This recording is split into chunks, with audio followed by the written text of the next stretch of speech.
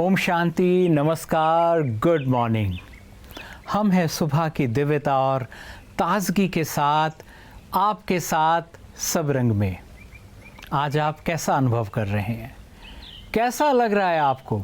हमें तो आपको मिलकर बहुत अच्छा लगता है। और दोस्तों, ये भी वादा है, जब भी आप हमसे मिलेंगे आपको बहुत अच्छा लगेगा, क्योंकि जीवन के बड़े प्यारे रंग हम आपके लिए लेकर आते हैं सब रंग में। बस आप अपने आसन पर स्थित रहिए, कहीं जाने की ज़रूरत नहीं है। इस समय को अपने नाम कर लें और सब रंग में अपनी झोली को खुशियों से, प्रेम से, आनंद से भर लें। तो आइए इस समय को आनंद से भरते हैं आज के सुवाक्य के साथ। बिना कहे ही सब कुछ कह जाते हैं, बिना कसूर के सब कुछ सहन कर जाते हैं, दूर बैठे भी अपना फर्ज निभाते हैं। सच में वो ही रिश्ते अपने कहलाते हैं। रिश्तों को बेहतर बनाने की एक कला है, और उस कला में ये है कि हम अपने रिश्तों के अंदर अपना फर्ज निभाएं। और कभी कभी तो हमने कुछ गलती और कसूर न भी किया हो, लेकिन उस समय अगर हम रिश्तों में सहन कर जाते हैं तो हमारे रिश्तों में हार्मनी आ जाती है, रिश्ते बेहतर बन जाते हैं। तो आइए आज से अपने रिश्तों को हार्मोनियस और बेहतर बनाएं, अपना फर्ज निभाएं और दूसरों की बातों को सहन कर लें। ओम शांति। भाई बहनों, आपने लोगों को ये अक्सर कहते सुना होगा कि मन चंगा ते कटौती च गंगा, मन जीते सो जगत जीत, मन सुखी तो जग सुखी।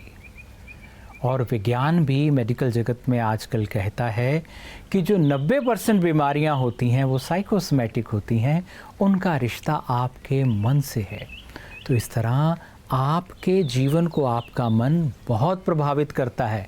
अरे भाई, जो 90% पेपर है ना, वो तो मन का है। तो इसलिए मन को सही दिशा देना, मन को पॉजिटिव, सकारात्मक रखना, उसे साधना बहुत ज़रूरी है। और ये बिल्कुल भी मुश्किल नहीं है। जैसे पहले लोग रेडियो को ट्यून किया करते थे, आजकल लोग बेटर पिक्चर के लिए अपने कैमरा को जूम करते हैं, मोबाइल के कैमरा को या दूसरे कैमरा को, तो पिक्चर सुंदर हो जाती है। इसीलिए हमारे माइंड को एडजस्ट, रीएडजस्ट किया जा सकता है, बस उसे सीख लेना है। और वो आप हमारे साथ सीखते रहेंगे, क्योंकि हम आपकी सेहत के लिए, आपके जीवन के लिए बहुत सारी शुभकामनाएं हमेशा लाते हैं। तो आइए आज जानें कि आज अपनी सेहत को आप कैसे अच्छे रखेंगे, क्योंकि आपकी सेहत है आपके हाथ। हम हर महीने अपने काम काज में बिजी रहते हैं और रोजाना काम करते हुए हफ्ते में एक दिन अपने शरीर को आराम जरूर देते हैं। ठीक उसी प्रकार हमारे शरीर के अंदर भी कई प्रक्रिया चलती ही रहती है, जिसे एक दिन आराम देना बेहद जरूरी है, जिसे कहते हैं डिटॉक्स डे।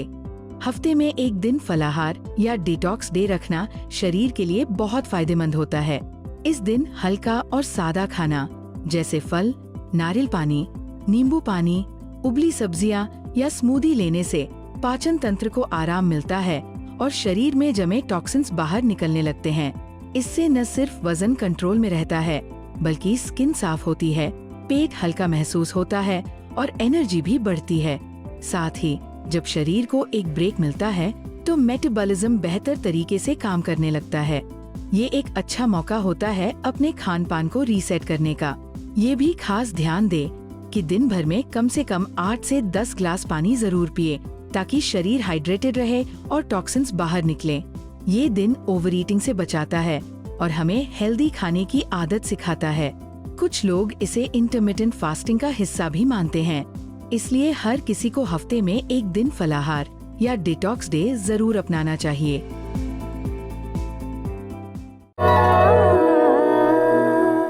भाई बहनों, हम सब के लिए इस सृष्टि पर अथाह है, हर चीज़ इन्फिनिटी है। ईश्वर ने हमें सब कुछ दिया है, लेकिन ये आपकी पात्रता पे तय करता है कि आपने आज तक कैसे जिया है। दुनिया में साधनों की, वस्तुओं की, प्राप्तियों की कमी नहीं है, लेकिन अगर कमी है तो काबिलियत की, पात्रता की कमी है। यदि आप पात्र हैं तो कई बार जो आपके लायक है वो बेहतरीन चीज़ आपके पास चल के खुद ब खुद आ जाएगी।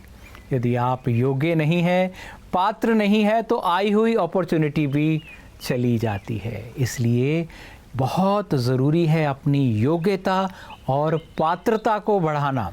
आपने देखा होगा बहुत सारे धनवान लोग ऐसे होते हैं वो कुछ भी नहीं खा सकते हैं क्योंकि पात्रता नहीं है, और बहुत साधारण व्यक्ति ऐसा होता है वो कई व्यंजन एक साथ खा सकता है। बड़े बड़े महल खाली हैं और छोटे छोटे घरों में जो है हंसी खुशी बिखरती है। ये आपको समझना है कि काबिलियत से ज़िंदगी और सफलता निखरती है।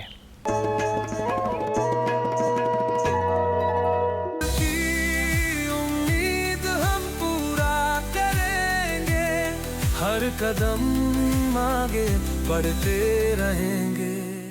बच्चों, आप लोग को कुछ इश्यूज है जो आप पूछना चाहते हैं हमारे एक्सपर्ट से? Hello, my name is Radhika और I am from Orai and हाँ, मेरा एक इशू है। मैं हमेशा ये फील करती हूँ कि मतलब मेरा छोटा भाई है जो मेरे से 1 ही साल छोटा है। काफ़ी डिफरेंस नहीं है हम लोगों में, लेकिन मुझे ऐसा फील होता है कि पेरेंट्स डिफ्रेंशिएट करते हैं हमारे साथ। ओह, लाइक ऐसी काफ़ी सारी चीज़ें हैं इन फ्रीडम एंड ऑल, जिसमें लड़कियों को ऐसा लगता है कि मुझे कम फ्रीडम, भाई को ज़्यादा फ्रीडम, और भी काफ़ी सारी चीज़ें होती हैं।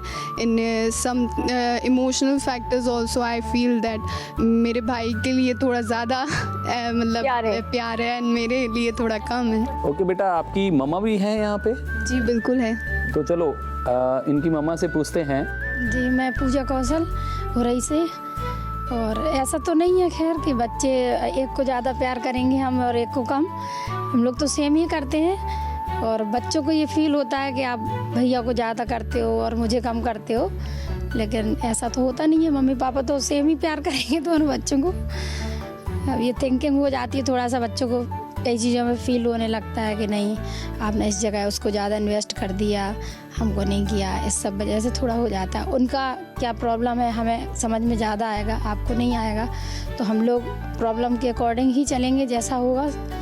लेकिन अब बच्चे उस चीज़ को नहीं समझते हैं, तो वो यही सोचते हैं कि मम्मी ऐसा कर रही हैं। एज अ गर्ल हम लोग का कंसर्न ज़्यादा होता है कि भाई लेट नहीं आना चाहिए आपको, और बॉयज़ में कोई प्रॉब्लम नहीं आती है। ये रहता है कि चलो ठीक है, वो तो लेट आता रहता है, कोई नहीं, और आपको नहीं आना चाहिए। ये थोड़ा ज़रूर हो जाता है हम लोग को, बकाया तो हम लोग ऐसा नहीं करते हैं।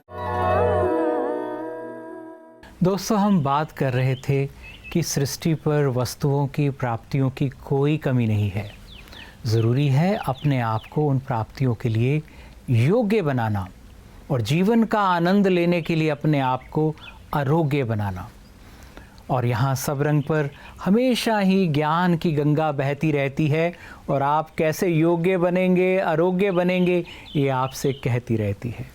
और हम धन्यवाद करते हैं उन हज़ारों लाखों महापुरुषों का जिन्होंने इस योग्य खुद को बनाने को, अयोग्य खुद को बनाने को, ज्ञान को संजोया है। हमने तो बस उस ज्ञान को अनुभव के साथ कुछ कड़ियों में आपके लिए पिरोया है, क्योंकि आप योग्य बने, आप सफल बने, ये सबसे बेहतर ज्ञान मिलता है श्रीमद् भगवत गीता से। तो आइए उस ज्ञान के अमृत का पान करते हैं अगले सेगमेंट में। जिंदगी के रास्ते में फूल भी मिलते हैं और कांटे भी। अगर हम सोचे रास्ते में पत्थर है, कांटे बिछे हुए हैं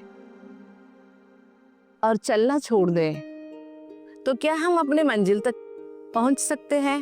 नहीं ना, रास्ते तो तय करना ही पड़ेगा। इस तरह जिंदगी के रास्ते में आगे बढ़ते समय अगर हम सोचे कर्म जगत में हम आएंगे कर्म क्षेत्र में हम कर्म करेंगे, व्यक्तियों के या सभी के संगत में आएंगे, इससे अच्छा है हम एकांत में रह जाए, किसी के साथ हमारा संबंध ही ना हो। लेकिन क्या हमारा अपने आप से संबंध नहीं होगा?